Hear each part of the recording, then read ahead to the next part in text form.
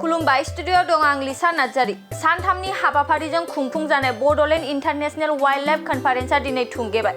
मानास हायुङारि हाग्रामानि बासबारियाव सानथामनि हाबाफारिजों खुंफुंजानाय बड'लेण्ड इन्टारनेशनेल वाइल्डलाइफ कनफारेन्सआ दिनै जोबनानै थांबाय। बिटिआरनि हाग्रा बिफाननि बानजायनायाव 2024 इं मायथाइयाव गिबि खेबनि थाखाय सानथामनि हाबाफारिजों खुंफुंजानाय बड'लेण्ड इन्टारनेशनेल वाइल्डलाइफ कनफारेन्सआ बायदि मेहेरगोनां हाबाफारिजों जोबनानै थांबाय। बड'लेण्ड गेजेर हायुङारि जिब जुनार जथुम्मानि थांखिया मोनसे मुलुगनां जौसां महरै खामानि मावनाय, जाय हाग्रानि जिब जुनार संरैखाथियाव गोनांथार जेंनाफोरखौ सुस्रांनो थाखाय रोंग'साफोर आरो रैखाथि होग्राफोरखौ खौसे खालामनाय।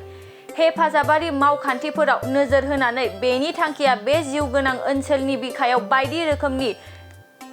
बायदि रोखोमनि सोरबिथिं खान्थिनि रैखाथिनि थाखाय सावरायनाय आरो गोदान दिहुनथाय राहाफोरखौ बांहोनांगौनि थांखिनि आरो नोजोरजों बिटिआरनि हाग्रा बिफाना बै हाबाफारिखौ खुंफुंदोंमोन होनना खौरांगिरिनि गेजेरजों फोरमायो।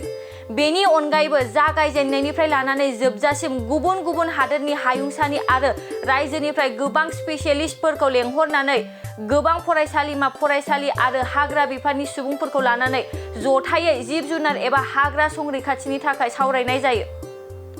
क'क्राझार नोगोरनि आर.एन.बी लामाजों थांनाय बागानसालि वार्ड नम्बर 8 आव रायजो राजाफोरनि गोग्गो देहा लाखिनो थाखाय सानजोरां इन्टारप्राइजआ गोदानै जेनेसा वेलनेस प्राइभेट लिमिटेड बेखेवदों।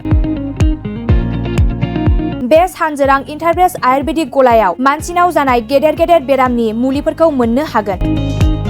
किडनिकआव अन्थाइ जानाय, आथिं आखाइ जरा सानाय, लिभार गाज्रि जालांनाय, मोदोमनि माननाय आरो बेनि अनगायैबो बायदि गेदेर बेरामफोरनि मुलिफोरखौ बे सानजोरां इन्टारप्राइजआव लांफैनो हागोन।